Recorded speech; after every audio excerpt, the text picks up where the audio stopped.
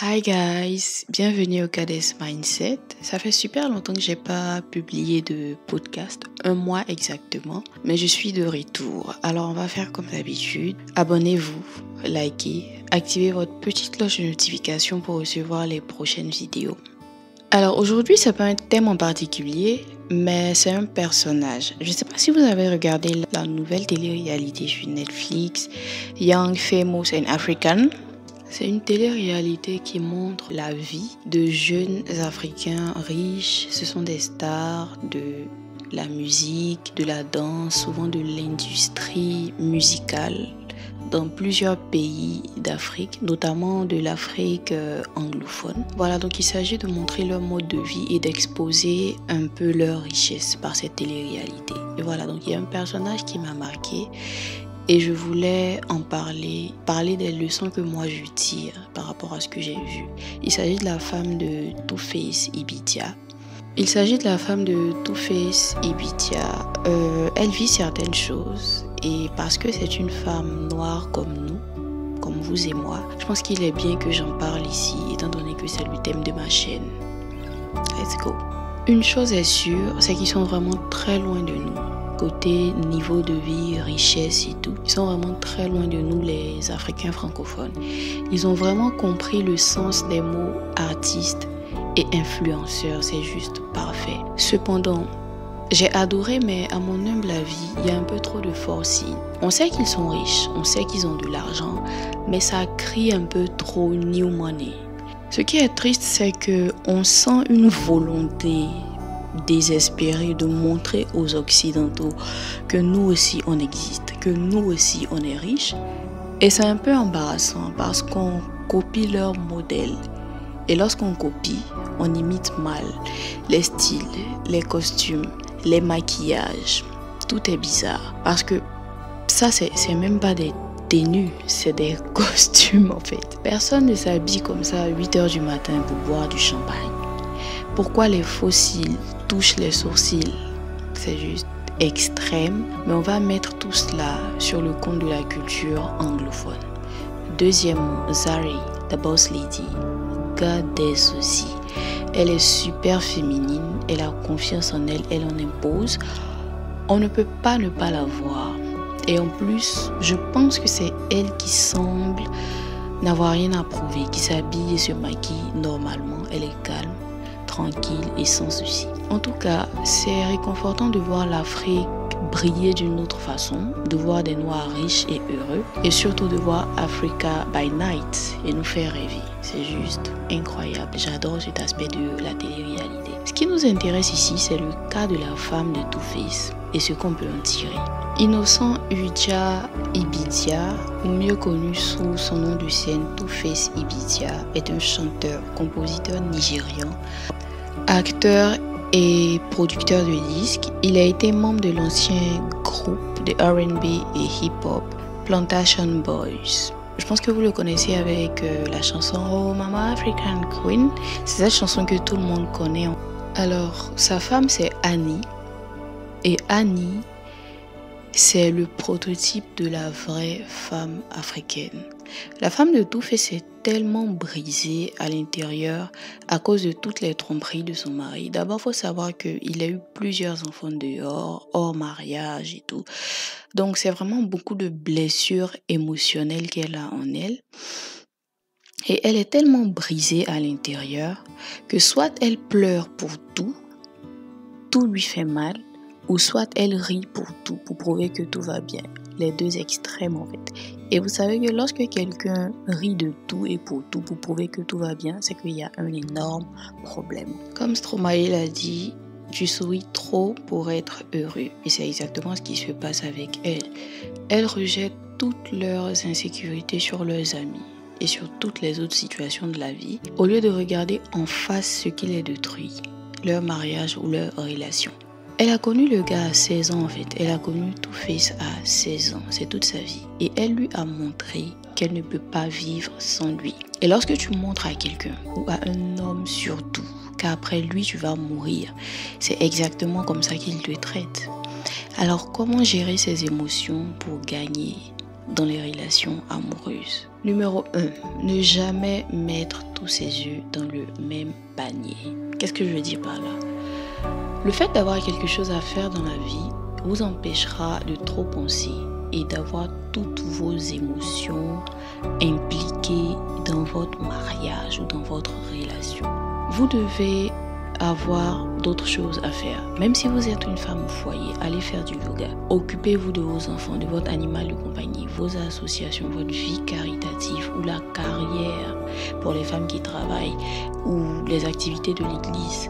Mais il faut que vous ayez d'autres choses pour vous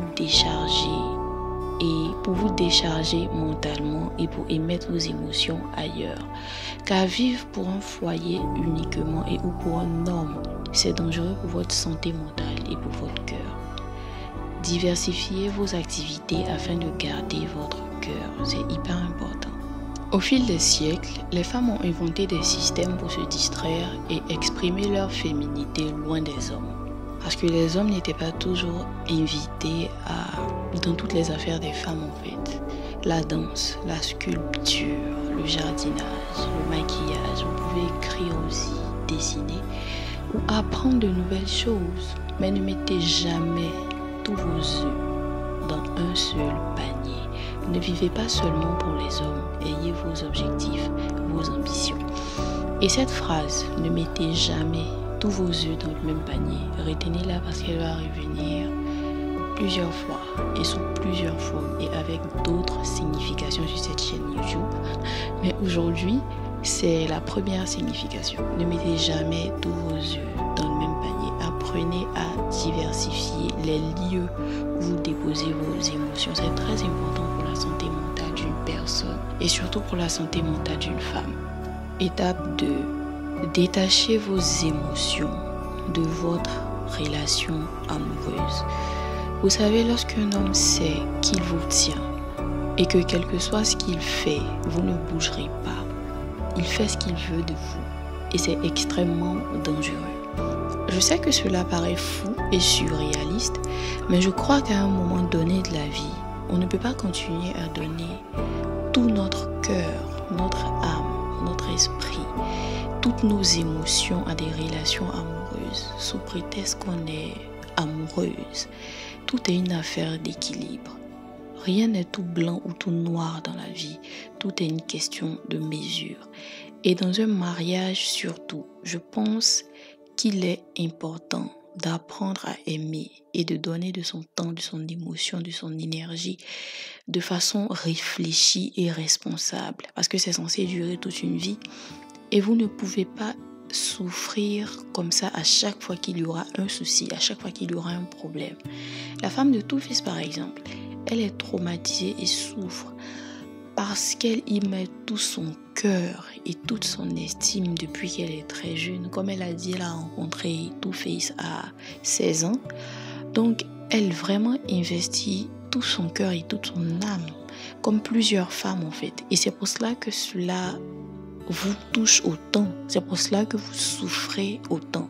En plus du fait qu'elle lui a montré qu'elle ne peut pas avoir de vie sans lui, elle lui a montré aussi que quel que soit ce qu'il lui fait, elle sera toujours là en fait. Elle ne partira jamais. Ce qui n'est pas bien. Vous savez, quel que soit l'amour que vous ressentez dans vos relations, il faut toujours montrer à votre compagnon, quel que soit le nombre d'années que vous avez fait ensemble, que vous avez le choix, qu'on vous drague, qu'il y a des hommes qui vous regardent lorsque vous sortez, que vous parlez à d'autres personnes. Il faut montrer que vous avez le choix, que vous êtes magnifique et que vous le savez. Et c'est pour ça que je vous conseille de prendre super soin de vous, d'être toujours coquette, d'être toujours fraîche. C'est une façon de montrer à son partenaire que j'ai le choix. Et si jamais tu fais quelque chose, si je ne me sens pas respectée, si je ne me sens pas aimée comme je le mérite, j'ai le choix et je peux partir en fait. Mais avec elle, c'est tout le contraire. Il sait exactement quoi lui dire pour ne pas qu'elle bouge, pour la mettre en confiance et continuer ses agissements, car il sait qu'elle n'ira nulle part et c'est dangereux, car il la malmène comme il veut. Dans un épisode de la télé-réalité, il a renouvelé ses vœux, les vœux de mariage, pour la garder pour les 10 prochaines années, pour continuer à faire ses enfants hors mariage comme d'habitude. Il lui a dit exactement ce qu'elle voulait entendre parce qu'il la connaît et il sait exactement quoi dire pour la calmer. Mais il fallait voir, je vous conseille vraiment de regarder, il fallait voir, elle était tellement heureuse parce que tout l'impressionne. Elle voit son mari comme un dieu, quel que soit ce qu'il lui a fait. Et pour elle, ça c'est vraiment le summum en fait. Numéro 3, faire un choix. Faites des choix dans vos relations pour être heureuse, comme vous le méritez. En matière de foyer, chacune a ses croyances et ses décisions. Comme je le dis, les sciences humaines ne sont jamais exactes. On peut donner un conseil à quelqu'un aujourd'hui, ça va super bien marcher dans sa vie. Le même conseil ne marchera pas dans la vie d'une autre femme ou dans la vie d'une autre personne. C'est la vie en fait. Donc, en matière de foyer, chacune reste là où elle peut supporter. Si vous êtes une femme, vous croyez que tous les hommes trompent, que c'est leur nature, qu'ils sont comme ça, c'est tout, on ne peut rien y changer, alors retirez vos sentiments et ne vous sentez plus vexé, ne vous sentez pas vexé lorsqu'ils vont sortir avec d'autres filles, lorsqu'ils vont se mettre à l'aise en griffe dehors et tout. Du moment où vous dites dans votre tête, du moment où vous ramène de l'argent, du moment où je suis à l'aise, du moment où mes enfants sont à l'aise, je supporte, je retire mes sentiments, je m'occupe de mes enfants, je vis ma meilleure vie et basta. Voilà. Mais il faut que vous soyez heureuse en fait. Et faire ça va vous décharger d'une énorme douleur émotionnelle. Vous allez passer à autre chose, vous allez vivre votre meilleure vie en fait. En revanche, si la tromperie, l'humiliation détruit votre santé mentale et que la fidélité c'est vraiment quelque chose qui est important pour vous, ayez le courage de partir. Mais faites tout pour préserver votre santé mentale et pour vous préserver vous-même. Restez là où si vous pouvez supporter. Moi je le dis tout le temps, restez là où vous pouvez supporter car cela y va de votre bonheur. Ça me brise vraiment de voir une femme aussi traumatisée par la douleur et détruite émotionnellement, car c'est le cas de beaucoup de femmes noires. Et je tenais à en parler, car c'est le but de cette chaîne YouTube. Voilà. Ne vous sentez pas obligé de faire ce que tout le monde fait.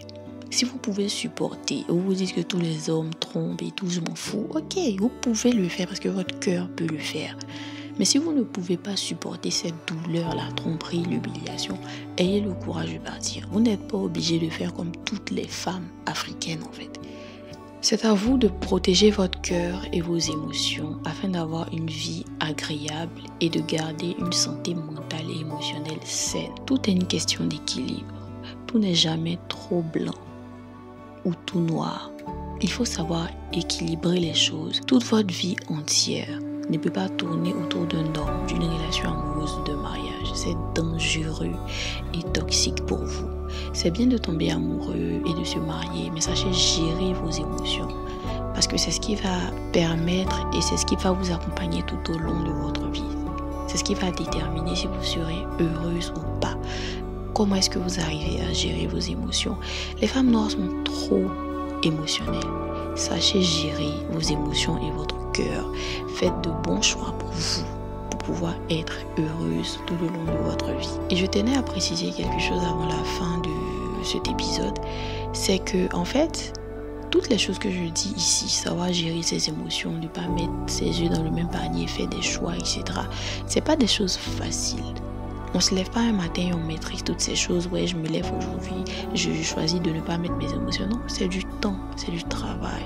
Ça se fait petit à petit, parce que vous avez décidé un jour que vous méritez une meilleure vie.